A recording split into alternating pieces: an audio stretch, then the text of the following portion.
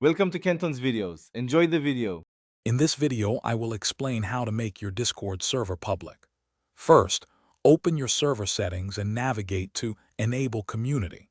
Toggle this feature on.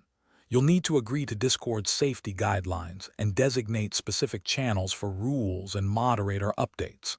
This foundational step ensures your server meets the basic requirements for public visibility and provides a structured environment for your growing community. To become discoverable, your server must meet specific criteria.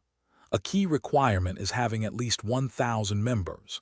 Additionally, your server needs to maintain a healthy environment with active moderation and a clear purpose. All moderators must also have two-factor authentication enabled for enhanced security. Meeting these standards is crucial before applying for public listing. Once your server meets all the prerequisites, you can apply for Discovery. Go to your server settings and find the Discovery tab. Here, you'll review and confirm all your server's details, ensuring everything is accurate and up to date. After confirming, submit your server for Discord's review. The review process can take some time, so patience is key.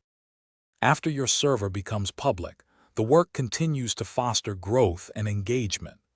Actively interact with your community and promote your server on other social media platforms to attract new members.